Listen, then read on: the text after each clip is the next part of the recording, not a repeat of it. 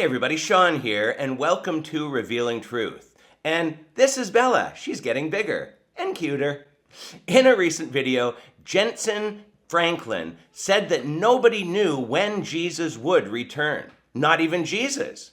And someone left a comment saying that Jesus is God and that obviously Jentezen doesn't believe that. But in this case, Jentezen was correct when quoting Matthew 24, and that only the Father knows the day and hour Christ will return. But that creates a problem if, like myself, you believe Jesus is God. How could Jesus be God? Because God is omniscient and knows everything. So if Jesus is God, then he should know everything. How could Jesus not know when he's returning if he is, in fact, omniscient God Almighty? Well, first off, yes, Jesus is God. God is spirit, and the spirit in Jesus is that same spirit. Jesus is God's only begotten Son. Begotten meaning coming from oneself, not a creation like you and I. Yet Jesus' body and humanity was fully human as well. The passage in contention is Philippians 2. It reads, "Who being in very nature God, did not consider equality with God something to be used to his own advantage. Rather, he made himself nothing by taking the very nature of a servant, being made in human likeness, and being found in appearance as a man. He humbled himself by becoming obedient to death, even death on a cross." Now, some passages translate this as Jesus emptying himself of or giving up his divine privileges. And the Greek translates this as emptied as well, which goes to the root word kenoo. And this is where we start getting into the idea of kenosis, something Bill Johnson has been accused of on several occasions.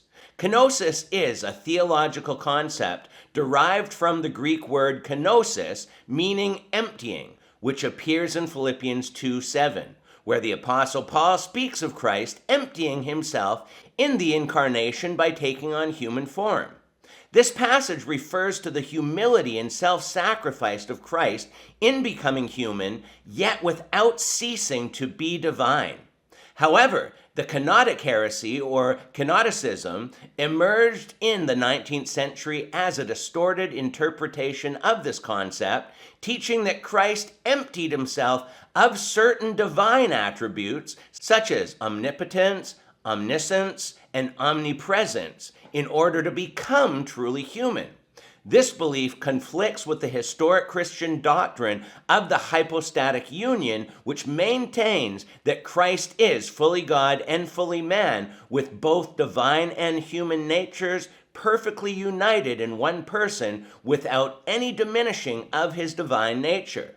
The truth is that we can't fully understand many of the supernatural things about God.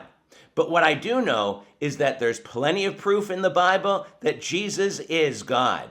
And we've done several videos on this in the past. And exactly why and how the human part of Jesus doesn't know the timing of his return is a mystery that must be accepted by faith. We have so much that we accept by faith already. The fact that God is eternal and has no beginning and no end. Eternity and never dying. Miracles from God that science can't explain. And we could chat for hours about the things we don't or can't understand and just have to accept by faith at this point.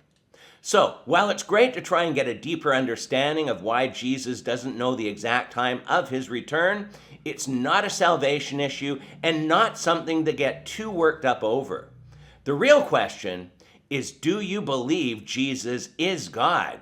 And if not, why not?